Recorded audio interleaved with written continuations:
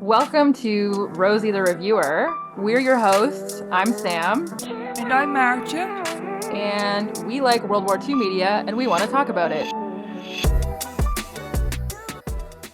Welcome back to Rosie the Reviewer. This week we have an interview with Tony Rushmer. He's a journalist who has written a couple of biographical books, including SAS, Duty Before Glory, the true World War II story of SAS original Reg Seekings, which came out in 2024 and is available wherever you buy books. You will have heard us talk about Reg Seekings before on our SAS Rogue Heroes episodes, so go give those a listen. Reg was an NCO in the British Army during World War II and a founding member of the Special Air Service, SAS, serving in North Africa, Italy, and Northwestern Europe. So welcome, Tony. Thanks for having me. We are also joined today by our indispensable guest, SAS Rogue Heroes correspondent, George. So welcome back, George. Thanks, guys.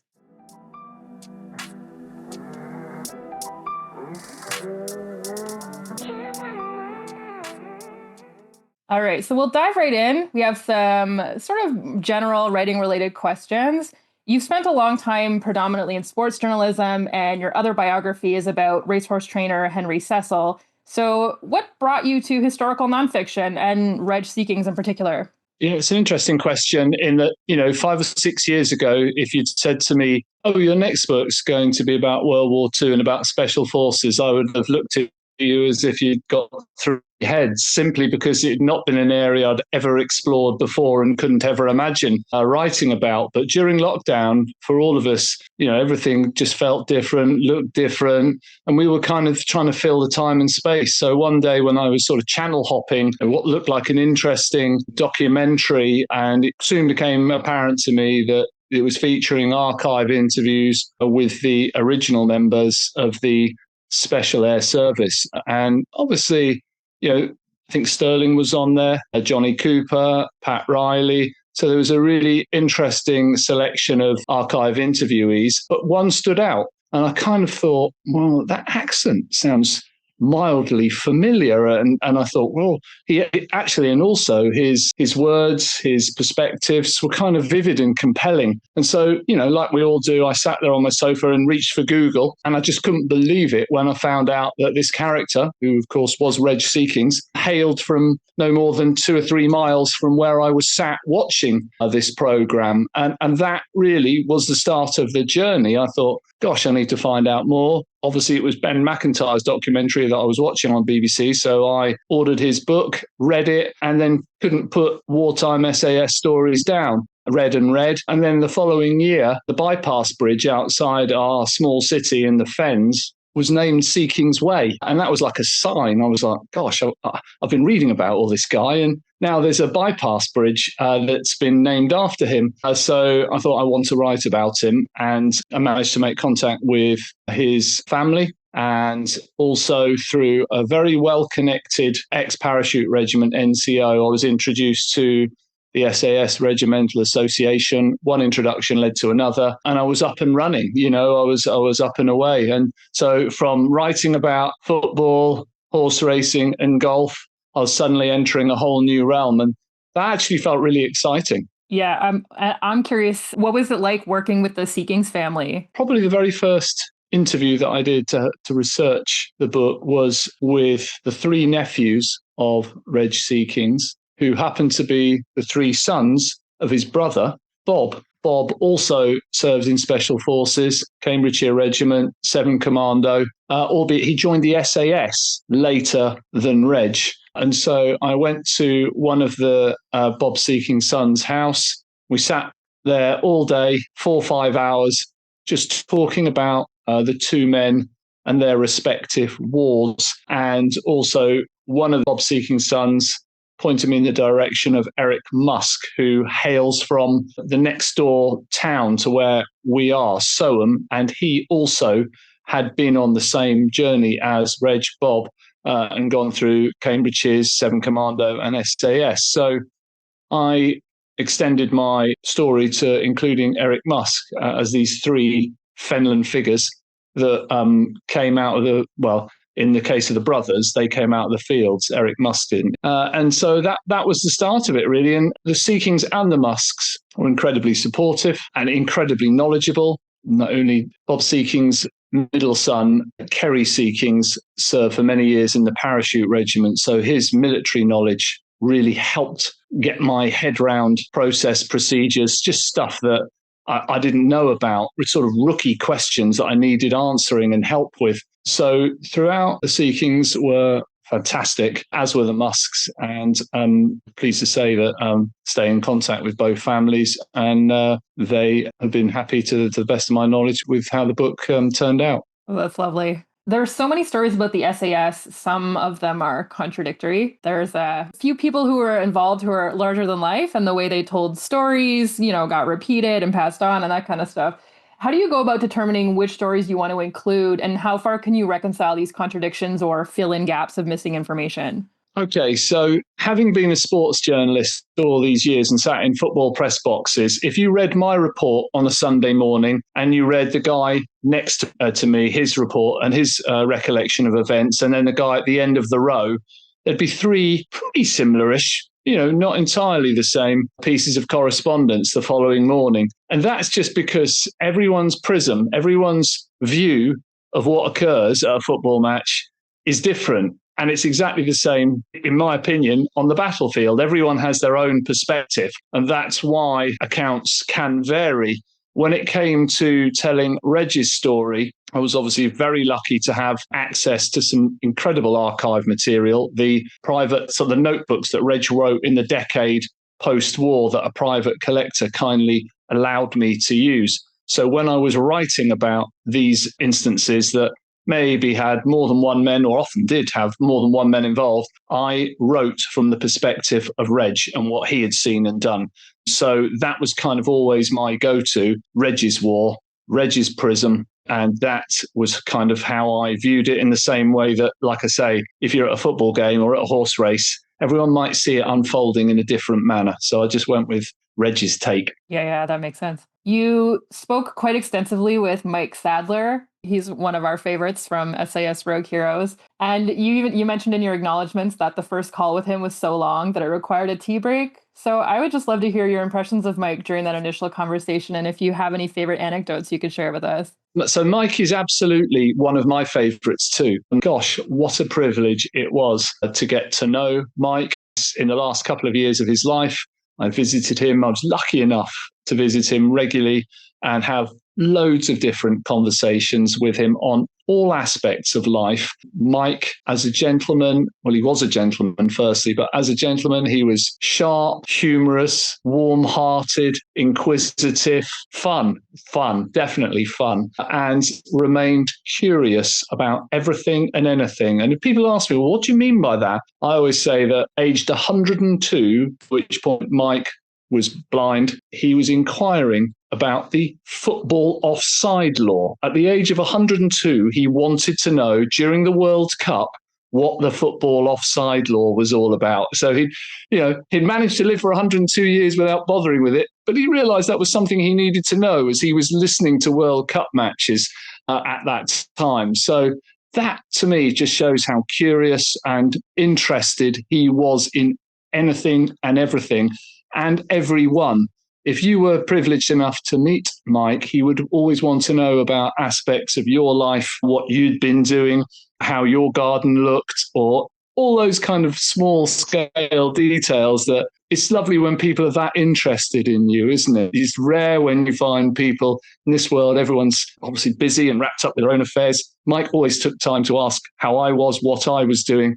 I loved that about him. And so he, like you, he is one of my favorites, absolutely one of my favorites. And if you said to me, what's your dream dinner table? 6 guests, Mike Sadler would be pretty high, if not number one on that list. Oh my goodness. I guess sometimes you can meet your heroes. Yeah.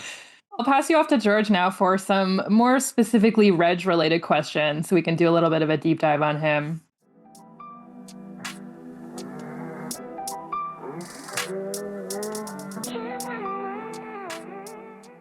My first question actually is less sort of specific to Reg, but both you and I are local to Reg, to this area, and I sort of feel like it's a really distinct bit of land. I would really love it if you could just take a moment to describe for sort of the Rosie listeners what the Fens is like, and maybe what some of Reg's early life would have been like here in this land? Okay, so Reg, his father, had come home from the Great War. He suffered serious injury, lay alone in no man's land for 3 days, Third Battle of Ypres.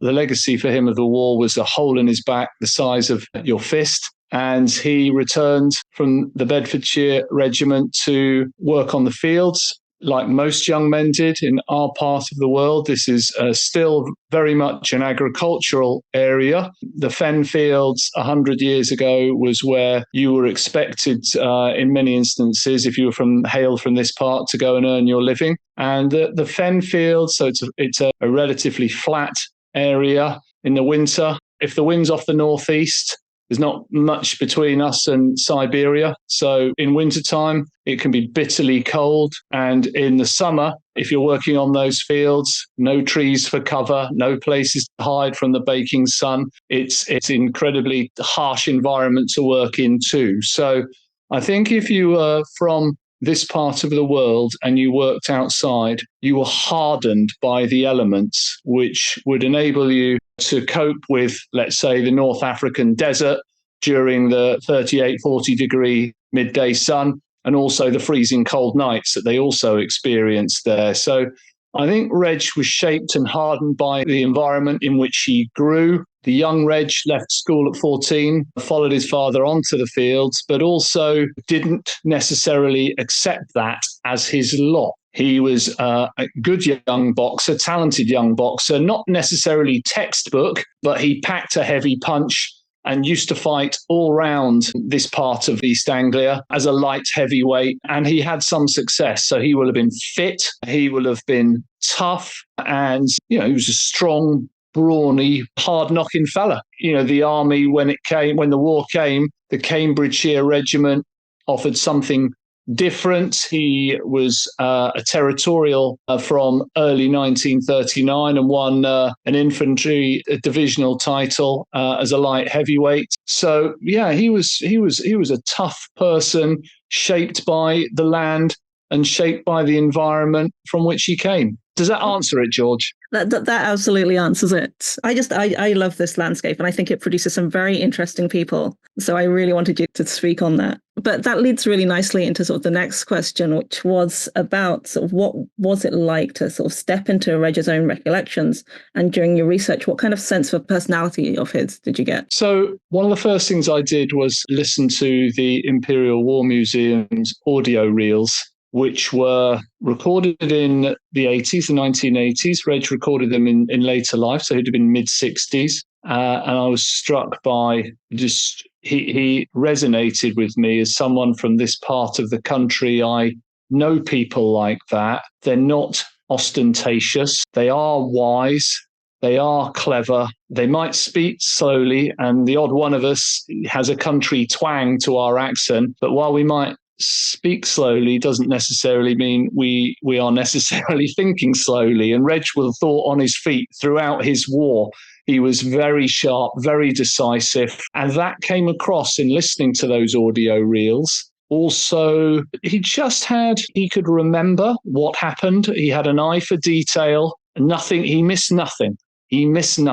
And his sure, solid assertions sort of printed themselves indelibly on my mind, to the point that when I was writing and listening to those audio reels, I could hear him at night in my mind. I could hear him speaking. So, he did have, a significant effect on me, sort of being up close and personal. I like having him in the living room with you, because I think there was 17 audio reels. So that was hour after hour after hour, not just a 20-minute interview or a half hour. It was hours. So you got a real sense of just how hardy he was and what made him chuckle, what he thought his moral code was, his values were. So it was fascinating, along with reading those notebooks, which were obviously written just after the war, in the years after the war. So combining reading those notebooks alongside listening to the audio reels, I felt I got to know Reg, although you can't beat sitting in a room with someone and speaking to really just look into their eyes and gain a proper feel. So I would love to have met him, obviously, of course I would. But sadly, by the time I started researching and writing this, it was 21 years too late, 22 years too late. Can I ask a follow-up question to that, Tony? What did make Reg chuckle? That's a good question. He quite liked he was a teaser, I would say. So if someone, if an incident befell someone, a little piece of bad luck befell someone, I don't know if, he'd laugh at himself. So for instance, I'll give this story.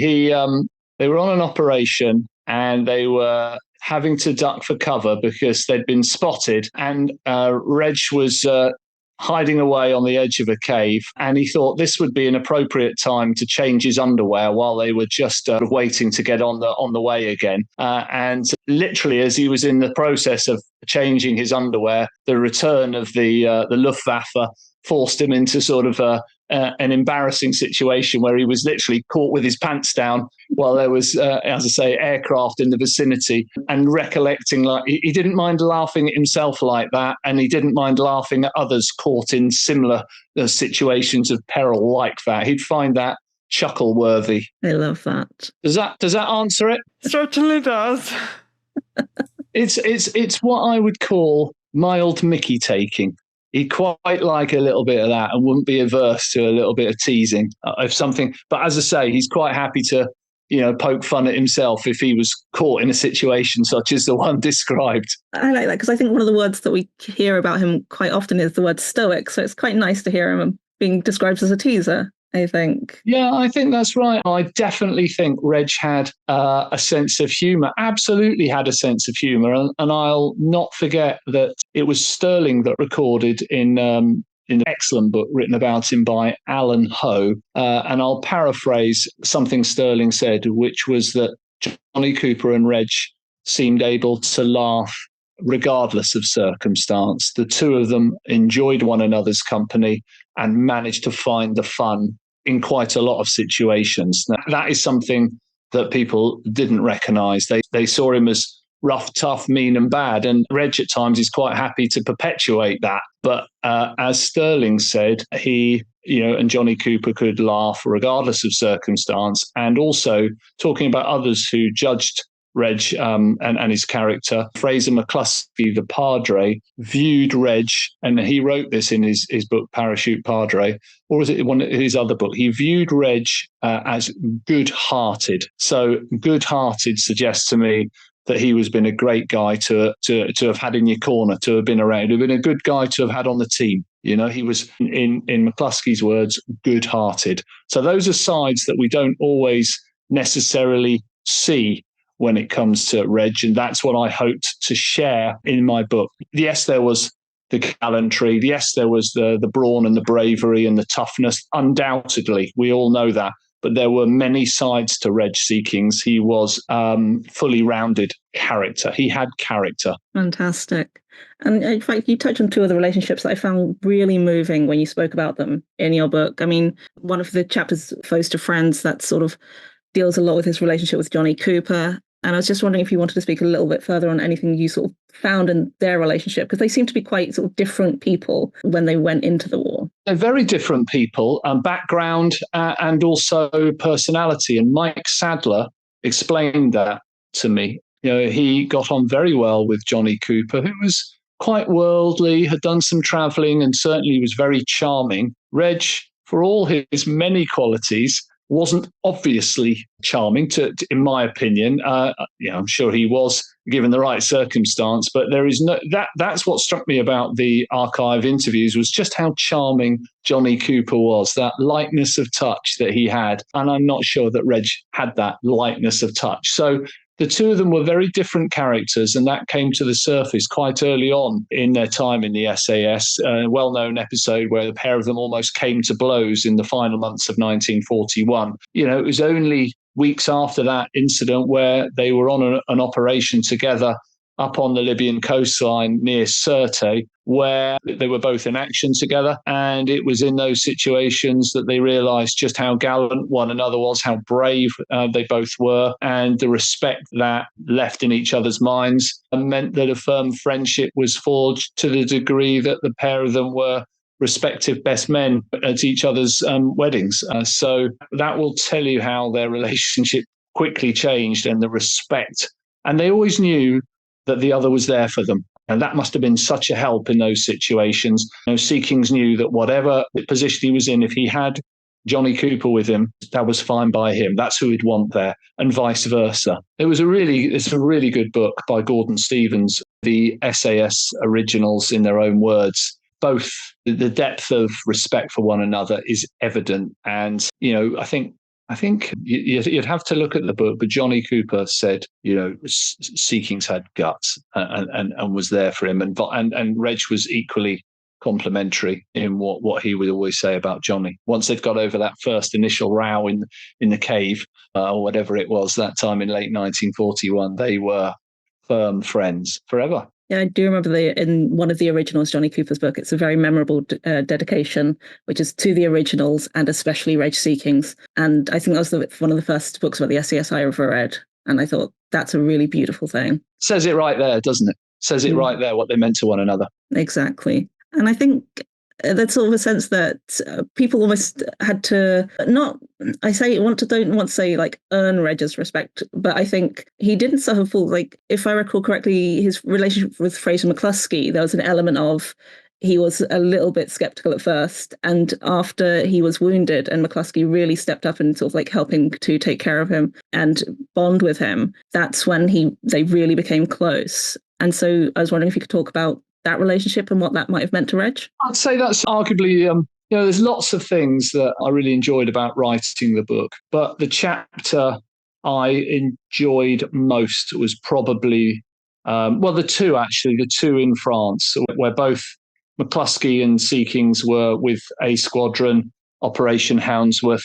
Reg was shot at the base of his head, top of his spine, in late June in Vermo Valley. And obviously McCluskey was with them, unarmed, remember, unarmed. And he tended to Reg in the week or so following that eventuality. It was a very wet, soaking wet week. And Reg doesn't remember much about it.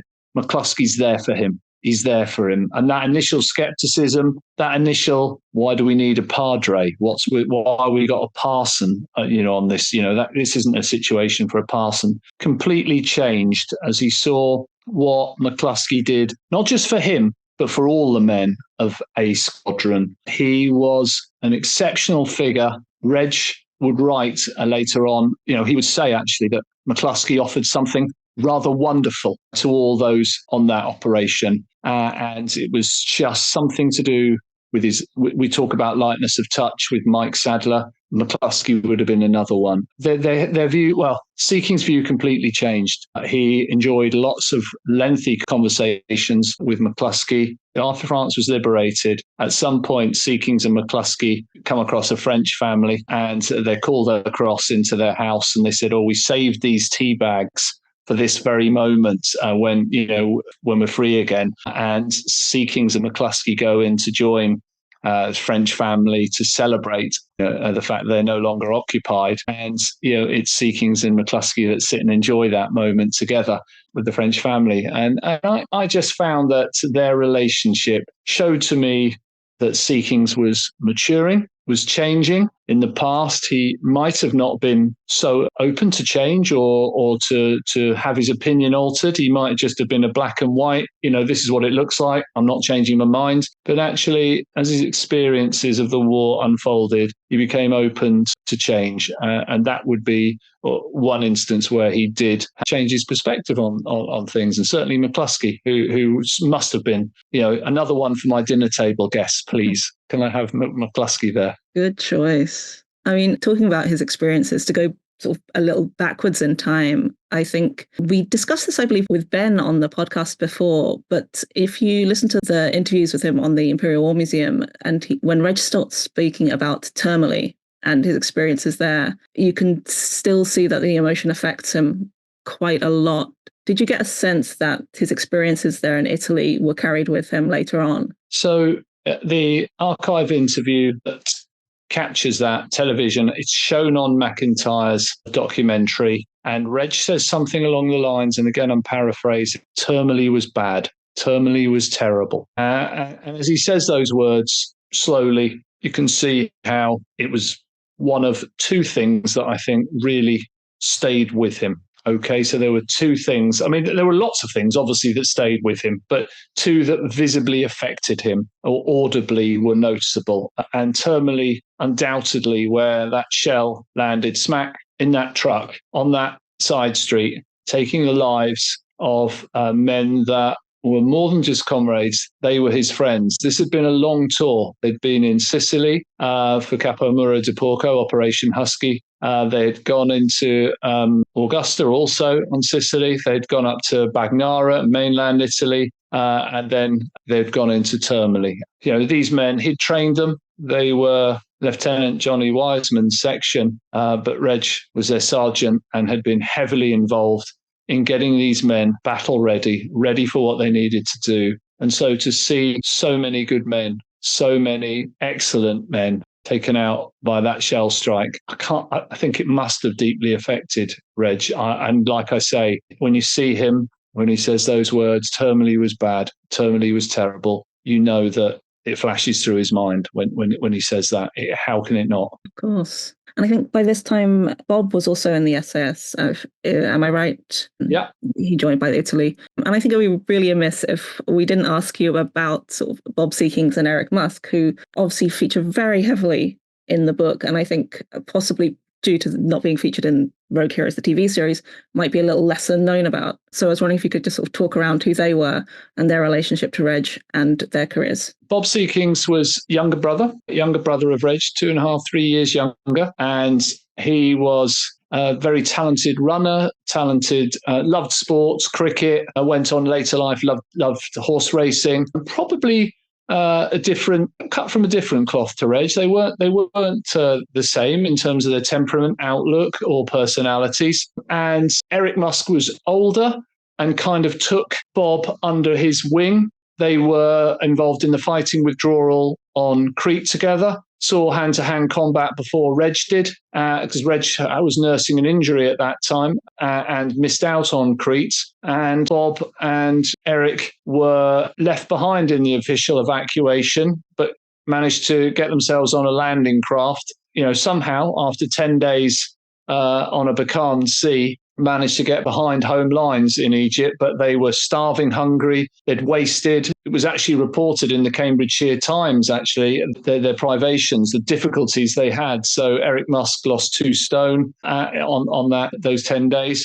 And so they had a pretty tough Crete. They then spent some time in depot, and it was not until 1943 that they were trained operatives as part of the expansion of the regiment, by which time the SAS had gone from L detachment to regiment status. That happened in 1942. And so they were trained and ready for Operation Husky. And they saw, and I think actually Reg was Superman, right? What Reg had was unique, different. Not many people could be like Reg Seekings. So I think most of us could relate more to Bob and Eric. Eric was he was a gentleman, but also he was a gentleman and a gentleman, and he kind of looked after Bob. And talking to the Seekings family, there was one specific instance where they were moving forward on Sicily, and they'd been held up by an Italian gun position, and using fire and maneuver, they had each other's backs and advanced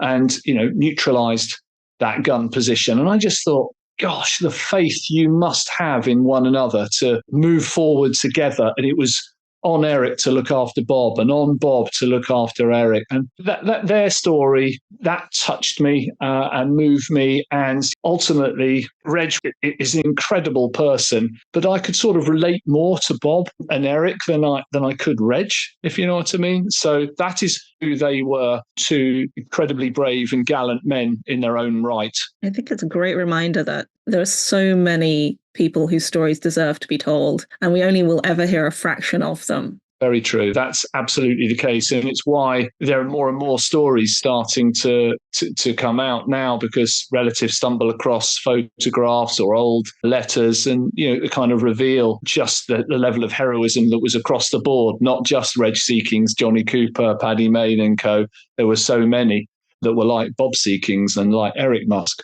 Absolutely. So your book covers Reg's World War II career and touches briefly on his post-war career, where after a stint as a landlord at the Rifleman's Arms, which sadly does not exist anymore, although my mother remembers it existing, he ended up as part of the police anti-terrorist unit in the British South Africa Police in Rhodesia.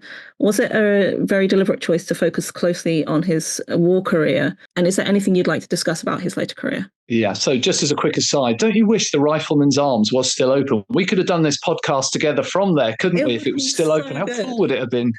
So I'm down with you on that. The Rifleman's Arms, it is a shame. And did you say your mother's remembers it or has been in there? My mother remembers it existing, because I think it ultimately closed in like the 80s or something like that. Yeah, I think that's right, 80s, early 90s.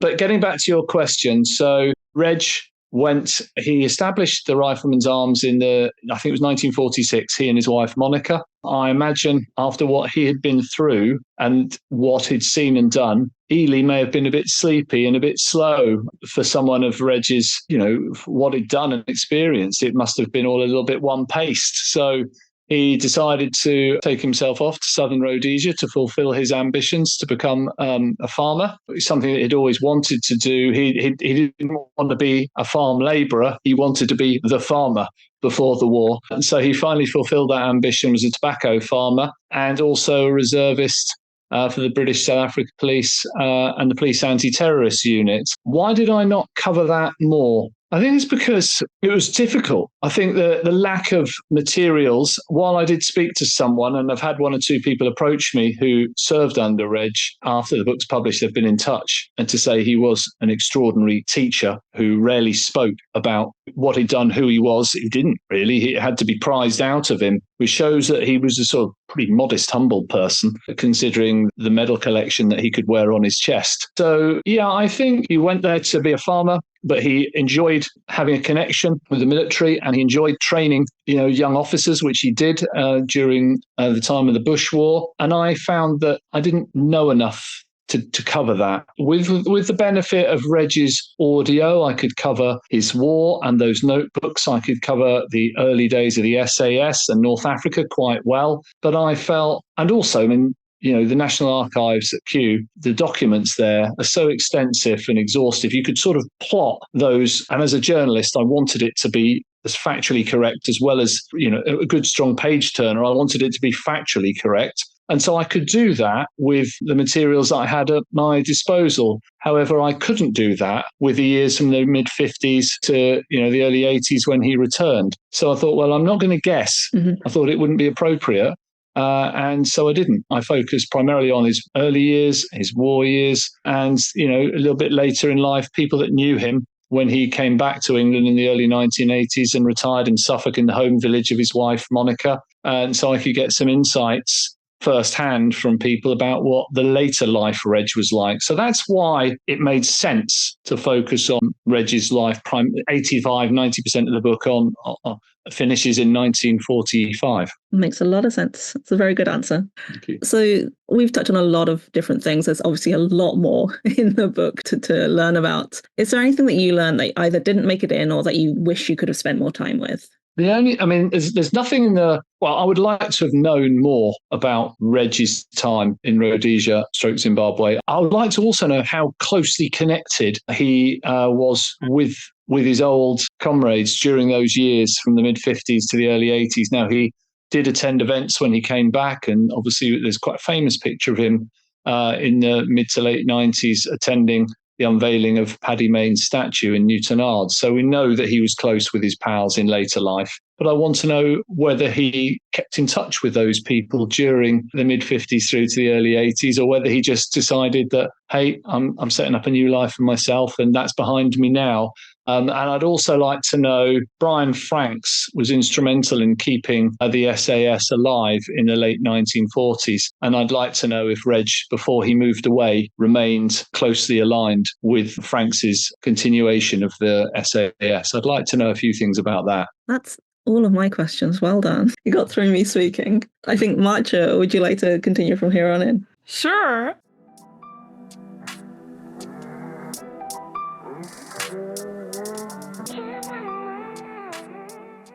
I will ask you some more well, some other questions, I will say. We couldn't fit them into any of the other categories. So, you've written this book. Has it changed your perspective on military history at all? Or your interest in it? I can't explain enough how researching and writing this book has had a significant impact on how I view the world and how I view my own profession. I mean, I'd previously thought writing about last-minute penalty saves or fantastic golf shots or pulsating finishes to horse races, I used to think that was exciting. And I used to think that a last-minute winner was an act of heroism. And I've suddenly realised that the sports field is a pale shadow of what constitutes gallantry, commitment, determination, teamwork that's shown on the battlefield. The sports field is a pale comparison, when you look at what real courage is and what real dedication to those around you is.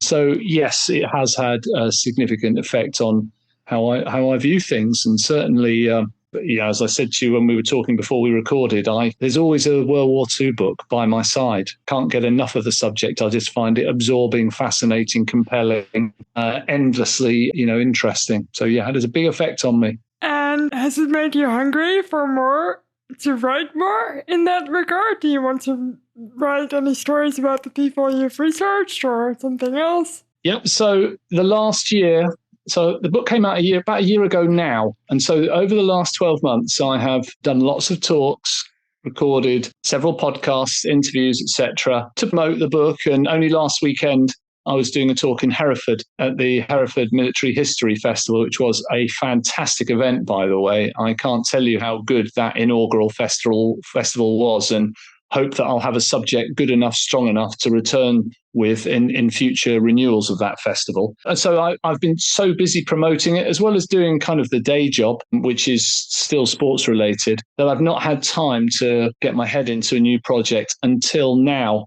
And from mid-October, I'm about to start research into another wartime SAS figure. I can't say any more at the moment than that, but suffice to say, an equally heroic person, an equally fascinating person, but don't hold your breath as to when it's out. It took me more than 2 years to write Seekings, so I'm a notoriously slow grafter, trying to get everything down, everything good, everything meticulously researched. So you might have me back on the podcast in about 2.5 years' time, and I'll tell you all about it, if that's all right. We would love to have you back on the podcast. That sounds good to me. And also, 2 years doesn't sound like a very long time, at least to me, to write a book. It's a big project to do. I think that's right. I mean, just a general comment about writing a book, and I would fully recommend the experience to anyone and everyone if they feel that it's something they're interested in. It's just a case of showing up. When you write a book, you don't have to be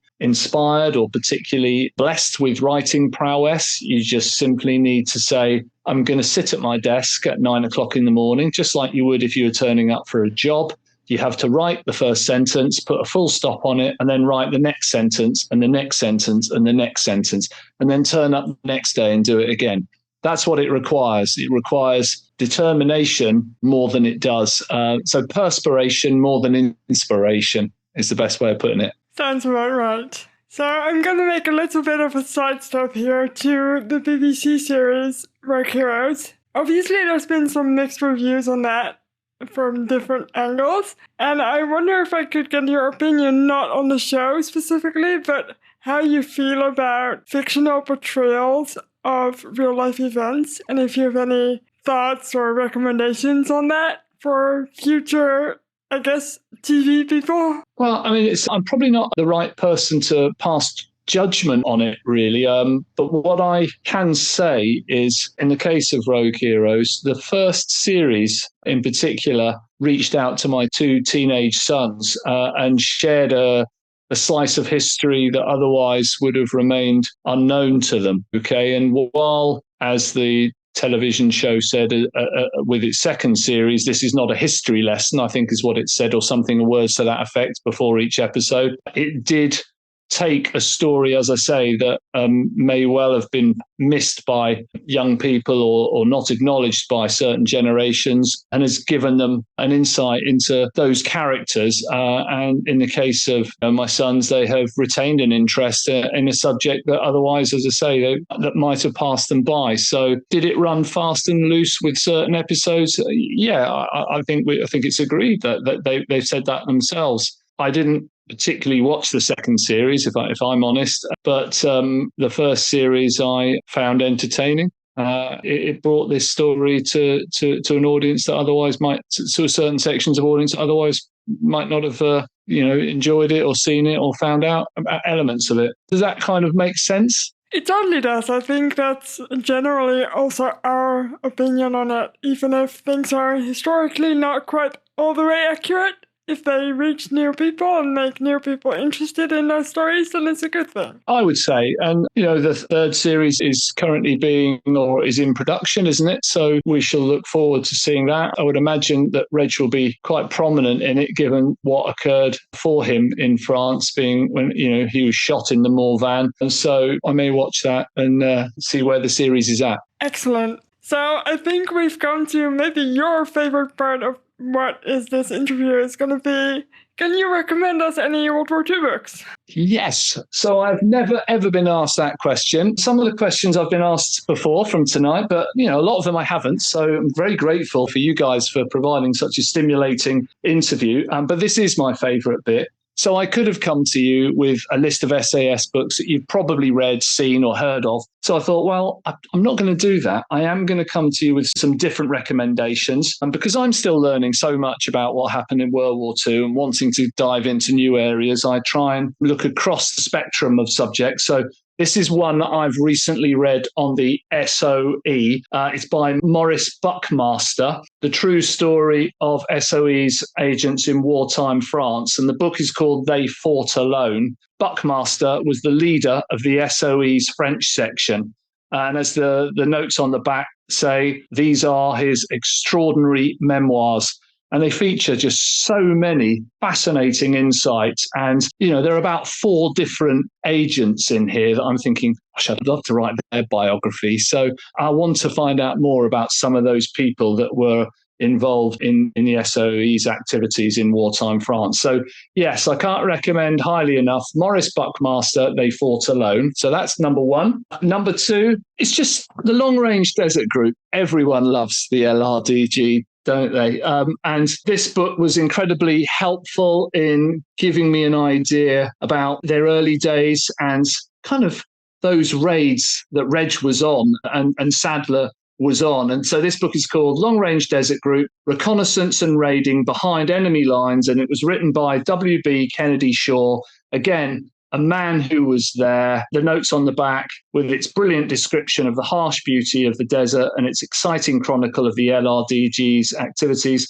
This book is as fascinating today as it was when it was first published in 1945. So this was a man that was there. So it says, when the war broke out, he used his skills and knowledge in the LRDG. He later served in the intelligence corps and with the SAS, reaching the rank of major. So there you go. So that's a cracking book on the LRDG. Really, it's well written and it was written at the time. So it's absolutely spot on as a recollection. So I loved that. I thought that was really good. Next one, like I say, I'm still learning all the time. So A Noble Crusade, The History of 8th Army, 1941 to 1945 by Richard Doherty. I've just picked that up and absolutely loving that. 8th Army activities. At the moment, I'm deep in North Africa, which is a great place to be. And a great place to, just find, coming across characters like Auchinleck, Montgomery, and so many others. It's a fantastic book and is currently the one that's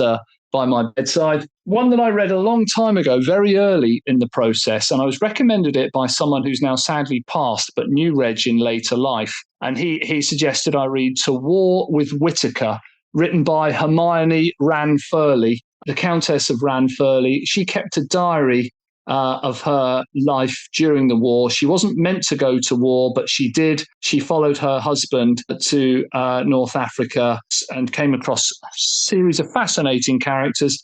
including Seekings. And as I say, she has a sharp wit, a colourful way of telling stories, and her diary entries are particularly fascinating, coming from, as it says here, a strong and outspoken woman, who was in some very interesting places at a fascinating time. So To War with Whittaker, Hermione Ranfurly. And I'll give you one last book. It is an SAS book, really good book. These Men Are Dangerous, The Early Years of the SAS by Derek Harrison, who, of course, was an officer in the SAS and was involved. Bob Seekings served under him in Sicily. And so he has, as it says, written a fascinating and vivid account of his experiences as a lieutenant in the SAS during the early years of the service. So there is an SAS book for you if there is anyone who wants a specifically SAS Special Forces focused book. These Men Are Dangerous. So there are hopefully 5 that you possibly won't have read or won't have read all of that I can say should keep you going until the new year. That's excellent. I just want to say, for the sake of our audience, that George has been beaming and pulling books from their bookcase that you've just mentioned.